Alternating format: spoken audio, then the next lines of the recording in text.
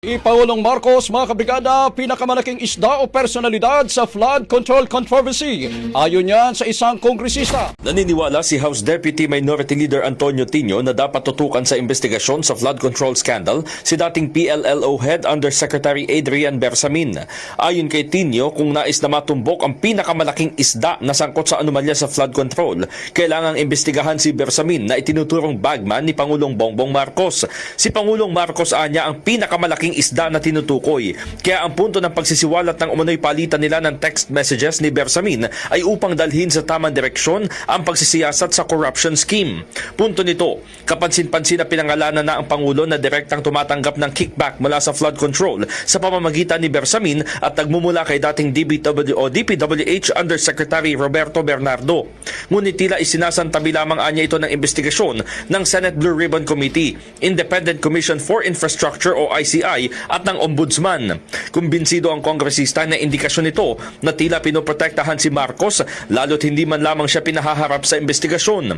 Batay sa text messages na nanggaling umano kay Batangas Representative Leandro Legarda Leviste, 8 billion pesos ang kickback ng Pangulo mula sa 52 billion pesos na halaga ng flood control projects. May itinatago nga ba ang administrasyon? Ito ang mabigat na pahayag ni House Deputy Minority Leader Edgar Erice na nagsabing tila nangangamba umano ang kampo ni Pangulong Bongbong Marcos Jr. sa posibilidad na maging Pangulo si Vice President Sara Duterte sa 2028 kaya umano handang isakripisyo ang katotohanan. Ayon kay Erice, ang tinutukoy na katotohanan ay kaugnay ng mga aligasyon ng malawakang katiwalian sa kaban ng bayan, kabilang ang mga proyektong nagkakahalaga ng bilyon-bilyong piso na umano'y nasayang at hindi napapakinabangan. Dagdag pa ng mambabatas, makikita ito sa anyay kawalan ng malinaw na direksyon sa investigasyon sa mga hinihinalang anomalya sa flood control projects na kasalukuyang tinatalakay sa Senado, partikular na sa pagdinig ng Blue Ribbon Committee. They are so afraid of a Sara presidency that they would sacrifice the truth. Dagdag pa ng kongresista, posibleng ikinababahala ng administrasyon ang posibilidad na may susunod na lider na muling bubusisi sa mga aligasyon ng malawakang katiwalian sa mga proyektong nagkakahalaga ng bilyong piso. Sa gitna nito, nagbabala rin si Erice sa posibilidad na magamit umano ang usapin ng charter change bilang exit plan ng administrasyon matapos ang 2028. Anong magiging exit plan ng Marcos administration after 2020? Whoever will be the president, hindi sila sigurado na hindi sila ipoprosecute. Hindi aalamin yung katotohanan at pinagtatakpan ngayon. At ang kinakatakot to, baka mag-isip sila na to extend themselves to perpetuate into power para hindi managot dito sa mga nangyayaring ito. Kaya nga makita nyo, payag na si Senate President Tito Soto ng pagpapalit ng konstitusyon. And even Congressman Puno is espousing a CONCON. Alam na natin na hindi na pwede ang CONCON. Bakit? Gagawa ka ng batas. Pagkatapos sa paggagawa mo ng batas, mag-i-elect ka ng mga delegado. Gagawin nila yung proposed constitution, tapos magkakaroon ng plebiscito. So, anong option? Tandang uli, sasabihin, hindi na kaya ng CONCON, kaya kailangan CONAS. Pagka CONAS, sinong magpapalit ng konstitusyon? Mga congressman, yung senador. Iginiit ni Erice na mahalagang magpatuloy ang paghahanap ng katotohanan upang mapanagot ang sinumang sangkot sa katiwalian. Kaya nga, mahalaga na tuloy-tuloy yung paghahanap ng katotohanan para maiwasan yung mga consequences ng pagbabaliwala sa katotohanan. Samantala, wala pang opisyal na tugon ang Malacanang sa naturang mga paratang. Magandang umaga po, sir. Init At nanonood nito Opo. sikat na istasyon at sikat na busing namin. Oo. Salamat po. Attorney si Maricel pong kasama ko ngayon. Go Maricel. Oo. Magandang umaga po sa inyo, attorney. Maganda umaga po, ma'am. Opo. Attorney, simulan ko na dito sa usapin tungkol dito sa International Criminal Court because as we all know, nabanggit po yung pangalan ni Senador Bato de la Rosa bilang isa doon sa 8 co-perpetrators dito nga po sa kaso sa ICC. Ano po ang nabanggit dito at naging reaksyon ni Senador Bato? Well, I haven't had the chance na magkausap kami. Pero meron naman ako kanyang general authority to speak for him. So, expected namin ito and meron kaming mga hakbang na gagawin para po dito. At ginagawa na rin namin noon pa. Opo. Ano pong hakbang ito, attorney? Yung mga hakbang na ang iba ay hindi po pwede na isasabi po sa publiko pag paumanhin niya po kasi kaso po ito. Pero sinisiguro ko na the rights of Senator Bato de la Rosa would be protected hopefully. Opo.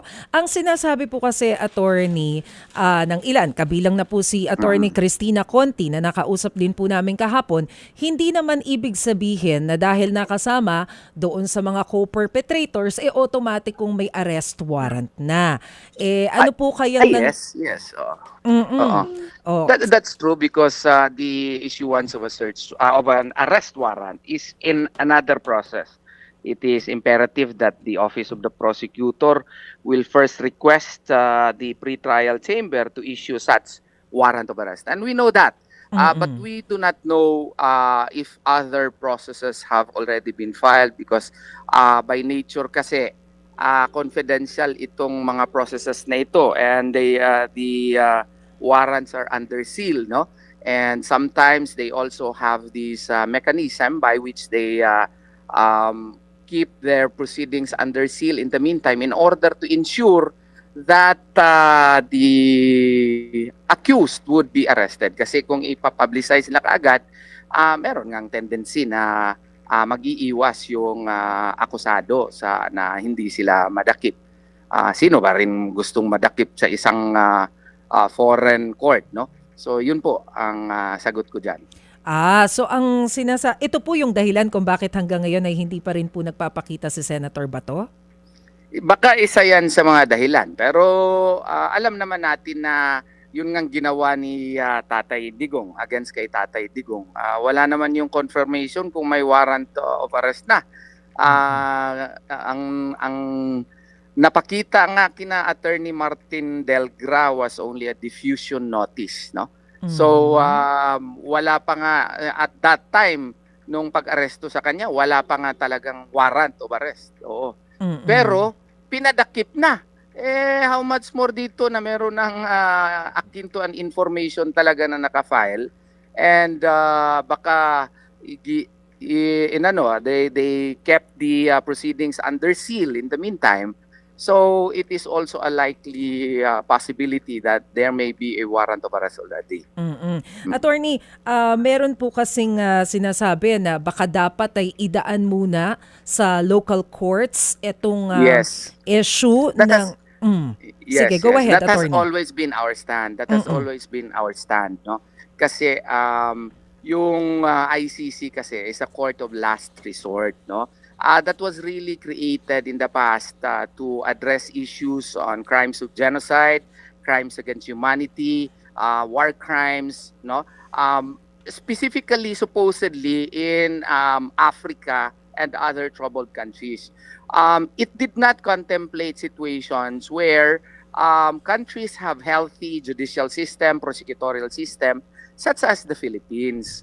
So, kaya nga, kung functioning yung judicial system natin, supposedly, dito na yan sa Pilipinas.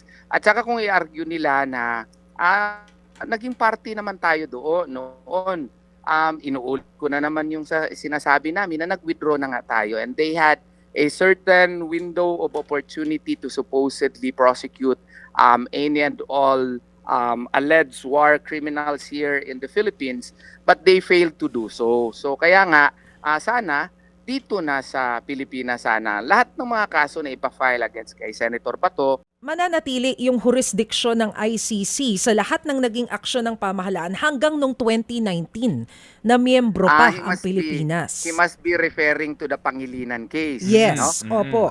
But that Pangilinan case is not on all fours with the situation vis-a-vis Rodrigo Duterte and Ronald De La Rosa. It never, discussed a situation where a Filipino, is going to be tried after the fact. No, wala po dun. Wala po dun. Ang sa amin naman, meron kasing express provision na any and all cases that should be filed vis-a-vis the membership of the Philippines within their own statute should have been done within a time frame. So, hindi po nagawa 'yun ng prosecutor. 2021 na nila i-file yung kaso. 2019 tayo effective na wala na sa jurisdiction